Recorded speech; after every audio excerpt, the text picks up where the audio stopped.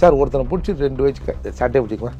யார் கொடுறான் அந்த அப்படினாலும் சொல்லிட்டுவான் சார். அவன் இதுக்கு குரல் டெஸ்டா சார். ஒண்ணு பாத்தீங்களா, அவன் கோயில் நிலத்தை ஆக்கிரமிச்சு வீடு கட்டானான் சார். நல்லா இருக்குல்ல, சூப்பர்ல. இதான் எஸ்ஐடி விசாரணையோ சொல்லுங்க. ஒரு ஒரு எஸ்ஐ சார் ரூம்ல வச்சு விசாரிங்க அவனை. ஆளே கிடைக்கலாம் கூட நாங்க அங்க தடவுறோம் இங்க தடவுறோம் அப்படின்னு சொல்லலாம் சார். இருக்கிற ஆளடை என்னடா சொல்லி தொலைடா முண்டை அப்படின்னு கேட்கறத விட்டுட்டு இது எனக்கு ஒன்றும் சரிப்பில்லை. ஏன்னா நமக்கு தெரிஞ்சல எல்லாம் அந்த சார் யாருன்னு. அம்பேத்கரை விமர்சனம் செய்யும் போது நாங்க பாத்துக்கிறோம். அதை அத்தைக்கு மீசம் முளைக்கிட்டோம். நீ என்ன 50-60 வருஷத்துக்கு முன்னாடி என்ன சொல்ற நீ இப்ப சொல்லு. பெரியார் பிராண்டுன்னு ஒரு பிராண்ட் இருக்கு சார். இந்த பிராண்டு டூப்ளிகேட் ஒன்னு சரக்கு இல்லைன்னு ஒரு குரூப் சொல்லுது சார். ஒரு 2-3 பேர் சொல்றோம் சார். அந்த கம்பெனிக்கான சார் கோவப்படணும். கம்பெனி கம்முனு தானே சார் இருக்குது. நீ வாட்ச்மேனுக்கு வேலைக்கு போகணும் மாத சம்பளத்துக்கு. உனக்கு என்ன இருக்குது? போன மாதிரி சாப்பிட்டு முடிச்சாங்களா, இலையை எடுத்து கூடையில் போட்டோமா, எடுத்தாந்து குப்பத்தில் கொட்டோமா, கையை கழுவணுமா, ஏதாவது லாஸ்ட் பட்சத்தில் சோறுகரை போட்டாங்களா, திருட்டு போனோமா, அப்படி போகணும். இருந்தாலும் கல்யாண பொண்ணுக்கு பார்டர் கொஞ்சம் கம்மியா இருக்குது. மாப்பிள்ளைக்கு வேட்டில சரியா பெருசா. அது நமக்கு எதுக்கு சார்?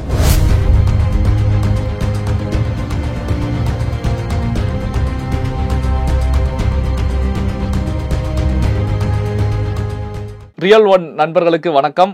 இன்று நம்மோடு இருப்பவர் புரட்சி தமிழகம் கட்சி தலைவர் வழக்கறிஞர் ஏர்போர்ட் மூர்த்தி அவர்கள். வணக்கம் சார். இப்போ அண்ணா யூனிவர்சிட்டி ஞானசேகரன் குரல் பதிவு நடைபெறுது.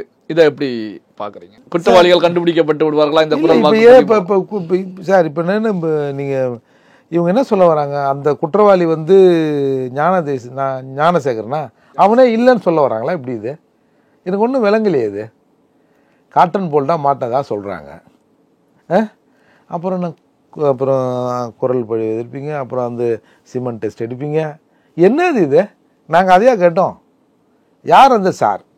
இவன் ஒரு ஆளா ஒரு கேங்கா சார்? இது குறித்து ஏதாவது ஒரு தகவல் வெளியாகுதா சார் போலீஸ் தரப்புல? சொல்லுங்கள், இன்னைய வரைக்கும் சொல்லுங்கள் சார். ஒருத்தனை பிடிச்சி 2 வச்சு சட்டையை பிடிச்சிக்குவேன். யார் கொடுறான் அந்த அப்படினாலும் சொல்லிட்டுவான் சார். அவன் இதுக்கு குரல் டெஸ்டா சார். ஒன்று பார்த்தீங்களா, அவன் கோயில் நிலத்தை ஆக்கிரமிச்சு வீடு கட்டானான் சார். நல்லா இருக்குல்ல, சூப்பர்ல. இதான் எஸ்ஐடி விசாரணையோ சொல்லுங்க. ஒரு எஸ்ஐ சார் ரூம்ல வச்சு விசாரிங்க அவனை. இந்த நாய் கூட எந்த நாய் வந்தது கேளுங்க, இந்த சார் கூட எந்த சார் வந்தாரு கேளுங்க. அப்படின்னா முடிஞ்சு போச்சு சார். அதற்கான விடை வரலையே. அந்த தங்கச்சி புகாரில் ஒரு சார்னு சொல்லிட்டாங்கல்ல, எஃப்ஐஆர்ல அந்த சார் இருக்கார்ல, யார் தான் அந்த சாரா? அதை நோக்கி எல்லாம் விசாரணை போயிருக்கிறோம். தொழில் வலிப்பு சரி, உடனே கவலைக்கிடம் ஐசியூ முடிச்சிட்டாங்க. பார்க்காதே, இவனை என்கவுண்டர் பண்ண முடியாது, ஏன்னா கை காலெலாம் உடஞ்சிருக்குதா இவங்களே சொல்கிறாங்க. சரி, ஹார்ட் அட்டாக்கே போனாலும் வரலாம்ல, மெடிக்கலில் என்ன வேணாலும் நடக்கலாம்ல அப்படின்னு எல்லாரும் வெளியில் பேசுகிறோன்னே, இல்லை அவன் நடிக்கிறான்பா, ஞானசேகரன் நடிக்கிறான், திட்டு போய் நடிச்சிட்டான்பா, நம்ம டாக்டரை ஏமாற்றிட்டான்பா, ஹைகோர்ட் போட்ட எஸ்ஐடி டீமையே ஏமாற்றிட்டான்பா அப்படின்னு இவங்க புதுசாக கண்டுபிடிச்ச மாதிரியும் அவனுக்கு நல்லா தாங்குறான். இப்போ இந்த குரல், அதாவது இந்த ஃபோனில் பேசுறது இவர் தானே. ஃபோனில் யார் கூட பேசினா? நீங்கள் அண்ணாமலை சொல்கிறாருல, என்கிட்ட கால் ஹிஸ்ட்ரி இருக்குது, அவன் யார் கூட பேசுனான்னு நான் சொல்லுவேன், பட் நான் வெயிட் பண்ணுறேன்னு சொல்லிட்டாருல்ல. இதில் என்ன கண்டுபிடிக்க வேண்டிய என்ன சார் விஷயங்குது? காட்டன் போல்டா நீ மாட்டிருக்க, சிசிடிவியில் இருக்குது, நீயே ஒத்துக்கின, பனியனு சட்டை என்னென்னவோ சொல்கிறாங்க சார், மாட்டிக்கினேன். இப்போ இது என்ன? இப்போ கிட்டத்தட்ட கோர்ட்டு உத்தரவிட்டு கிட்டத்தட்ட 1 மாதத்துக்கு மேலே ஆகுது இல்லை? என்ன அவனை வச்சு நான் விளையாட்டு காட்டுங்கிறீங்களா எங்ககிட்ட? இப்படியே குரல் டெஸ்ட்டு, அவர் போட்டிருந்த அந்த ஏதோ ப்ளூ கலர் பனியனுங்குதில்ல, திரும்பவும் அந்த பனியனை போட்டு இந்த உருவமும் மேட்ச் ஆச்சா அப்படின்னு டெஸ்ட்டு என்னென்னவோ சொல்கிறீங்களா சொல்லுங்கள். நாங்கள் இது கேட்டு கொஞ்ச நாளில் இதை விட இன்னொரு சீரியஸான விஷயம் வந்தவொடனே யார் அந்த மோர் அப்படின்னு கேட்க போயிடும்னு இவங்க நினைக்கிறாங்கன்னு எல்லாரும் பேசிக்கிறாங்க. This is not correct way to investigate தான் நானும் பார்க்குறேன். ஏன்னா சும்மா 2 நாள் சார், ஒரு வழக்கே இல்லை சார், 1 மாதம் 2 மாதமாக சார் விசாரிப்பீங்க. என்ன சார் இது? ஆளே கிடைக்கலாம் கூட நாங்கள் அங்கே தடவுறோம் இங்கே தடவுறோம் அப்படின்னு சொல்லலாம் சார்.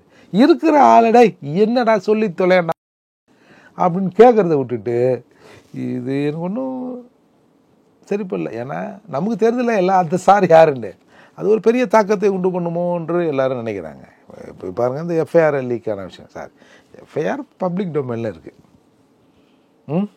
என்னமோ இவங்க வந்து போலீஸ் ஸ்டேஷன் உள்ள எகிரி குச்சி பீரோவில் திருந்ததை பீரோவை உடைச்சி எஃப்ஐஆரை கொண்டு போன மாதிரிலாம் சொல்கிறாங்க. செல் நம்பரை போட்டோம்னா ஓடிபி கேட்கும், ஓடிபி ஒன்று வரும், ஓடிபி கேட்கும், ஓடிபி என்ட்ரு பண்ணோம்னா டவுன்லோட் ஆகிடும். இதுதான் சிஸ்டம். அதை யாரா அதில் போட்டிங்க, அதை கேட்குறத விட்டுட்டு அதை இன்வெஸ்டிகேஷன் பண்ணுறதை விட்டு ஏன்டா எடுத்தேன்? இது முறையாகவா இருக்குது? இன்றைக்கி பாருங்கள், பத்திரிக்கையாளர்லாம் செல்ஃபோனை கொடு, அதை கொடு, இதை கொடுன்னு இந்த ஒரு பெரிய பத்திரிக்கையாளர் பெரிய முட்டாக கொடுப்பார் திமுகவுக்கு. அவர் வந்து கதறாரு, எப்படி எங்கள் செல்ஃபோனை முட்டு கொடுப்பில் போய் சொல்லு, மேலே போங்க, அரசுக்கிட்ட போங்க, சிஎம் கிட்ட போங்க. ஐயா என்ன ஐயா, நாங்களாம் உங்களுக்கு எவ்வளோ ஆதரவாக பேசினுக்கிறோம், எதையோ மூடி மறைச்சி பேசுகிறோம், எங்கள் செல்ஃபோனெல்லாம் பிடிங்கி வச்சிட்டாங்க ஐயா, இது என்னையா நியாயம்? அது பப்ளிக் டொமைன்லேருந்து நாங்கள் எடுத்தோம், இன்னமும் நாங்கள் எடுத்து பிளாக்கில் விற்ற மாதிரில நீங்கள் சொல்கிறீங்க. இன்னும் கள்ளச்சாராயம் விற்ற கும்பல் மாதிரில எங்களை வந்து நடத்துகிறீங்க. கள்ளச்சாராயம் கூட ஃப்ரீயாக நடக்கிறதா, தொழில் போட்டி அது இதுன்னெலாம் வந்து வருது. ஏங்க இப்படி பத்திரிகையில் உங்கள் அப்பா இருந்தாருன்னா இப்படிலாம் செய்வாராங்க? நானும் ஒரு பத்திரிக்காரன்னு அவர் சொல்லுவாருங்க அப்படின்லாம் கேட்கணும் சார். அதால் எனக்கு வந்து இது என்னவோ தெரில, என் மனசுக்கு அது சரியாக படலை. இப்போ இந்த ஞானசேகரன் அண்ணா யூனிவர்சிட்டி வாரமாக இருக்கட்டும், இதுலையும் வந்து சென்னை ஹைகோர்ட்டை பொறுத்த வரைக்கும் இந்த பத்திரிகையாளர்களை துன்புறுத்தக்கூடாது, அவங்களுடைய செல்போன் எல்லாம் கொடுக்கணும் அப்படின்னு சொல்லி காவல்துறைக்கு ஒரு அறிவுறுத்தலை போட்டாங்க. இந்த பக்கம் ஏடிஜிபி கல்பனா நாயக் விவகாரத்தை எடுத்துக்கிட்டாலும் அதுலேயும் வந்து பார்த்தீங்க அப்படின்னா அந்த காவல்துறை கல்பனா நாயக்கை பொறுத்த வரைக்கும் என்னை கொல்வதற்கு திட்டமிட்டாங்க அப்படிங்கிற கருத்துக்கெல்லாம் முன்வைக்கிறாங்க ஒரு ஐபிஎஸ் அதிகாரி.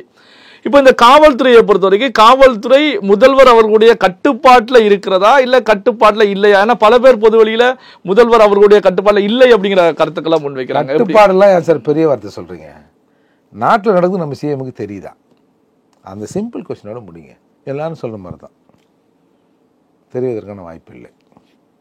அப்படி தான் எல்லாரும் நினைக்கிறாங்க. உண்மையிலே நம்ம முதல்வருக்கு அப் டு டேட் தெரிஞ்சதுன்னா இந்த அளவுக்கு மோசமாலாம் விட மாட்டார். ஏன்னா கருணாநிதி அவர்களோடு அரசியல் கேட்டவர்ல அவர். ஒரு காலம் அந்த திறன், அந்த வயசான அந்த திறன் வந்து day by day you was losing that பவராக என்னன்னு தெரியல. எனக்கு அவருக்கு தெரிஞ்சு நடப்பதுக்கான வாய்ப்பு இல்லை சார். நிச்சயமாக நான் 100% அடித்து சொல்லுவேன். அவ்வளவு இரக்கமற்றவர் இல்லை நம்ம முதல்வர். ஏன்னா திரும்பவும் ஓட்டு வாங்கணும், ஜெயிக்கணும், போகணும், வரணும் இல்லை. அதால் நடப்புகிற விஷயங்கள் அவர் காதுக்கு போகலன்னு தான் நான் நினைக்கிறேன்.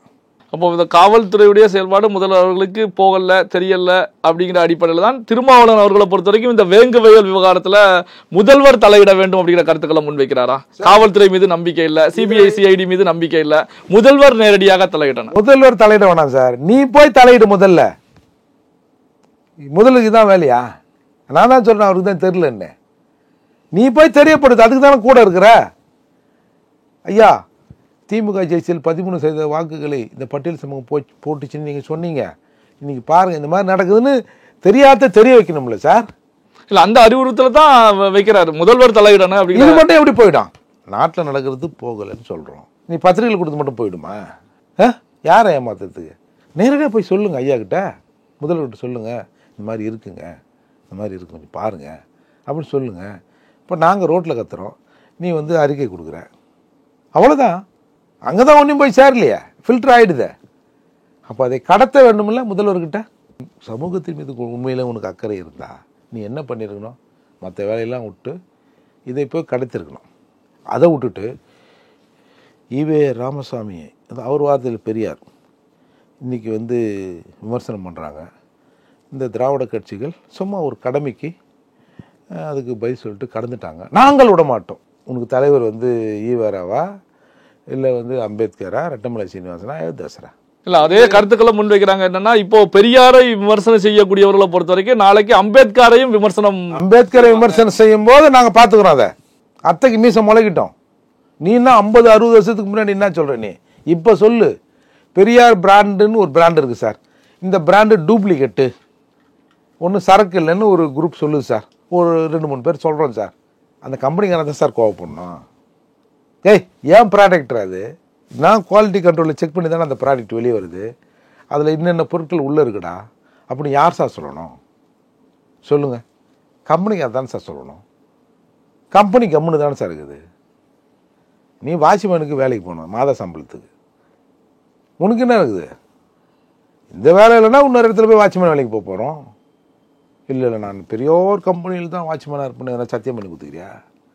அப்படி இல்லைல்ல, நம்மளை வாட்ச்மேனாக தானே நிற்க வைக்கிறாங்க. நமக்கு அந்த ராயல்ட்டி அதில் இல்லைல்ல. ராயல்ட்டி இருக்கிறவங்க பேசிக்கிட்டோம் சார். ஹோல் அத்தாரிட்டி ஐயா வீரமணி இருக்கார், பேசிட்டோம் சார். கலைஞர் இவர் நம்ம ஸ்டாலின் ஐயா இருக்கார், பேசிட்டோம் சார். சார் நம்ம இலை எடுக்கிறோங்க சார், நமக்கு எதுக்கு சார் தலைன்ற வேலை? இதோட எப்படி எங்கள் அண்ணனுக்கு நான் சொல்லி புரிய வைப்பேன்? நம்ம வேலை இலை எடுக்கிறது, நாம் ஏன் தலையன்றோம்? நாளையே அந்த சாப்பாட்டில் ஏன் 10 சைடிஸ் இருந்தது, இன்னொரு 4 போட வேண்டியது தானே? என்னையா தின்ட்டு போகிறோம், என்னையா வந்து பந்தியை குறை சொல்கிறீங்க, சாப்பாட்டை குறை சொல்கிறீங்க? நமக்கு எது சார்? நம்ம வேலை இலை எடுக்கிற வேலை சார். போனோமா, சாப்பிட்டு முடிச்சாங்களா, இலையை எடுத்து கூடையில் போட்டோமா, எடுத்தாந்து குப்பத்தில் கொட்டோமா, கையை கழுவணுமா, ஏதாவது லாஸ்ட்டு பற்றியில் சோறகரை போட்டாங்களா, திருட்டு போகணுமா, அப்படி போகணும். இருந்தாலும் கல்யாண பொண்ணுக்கு பார்டர் கொஞ்சம் கம்மியாக இருக்குது, மாப்பிள்ளைக்கு வேட்டியில் சரியாக பெருசாக, அது நமக்கு எதுக்கு சார்? அது பொண்ணு வீட்டு மாப்பிள்ளை வீட்டு அவங்க பார்த்துக்கிறாங்க. நம்ம சாப்பிட்ட பிறகு எடுக்கிறது தானே நம்ம வேலை. அதுதான் சார் நாங்கள் சொல்கிறோம். நமக்கு என்னவோ நமக்கான வேலையை நம்ம செய்வோம், அவங்க வேலையை அவங்க செஞ்சுக்கிட்டோன்றோம். இல்லை நான் தான் செய்வேன்னா அப்புறம் நம்ம என்ன சொல்லுவோம்?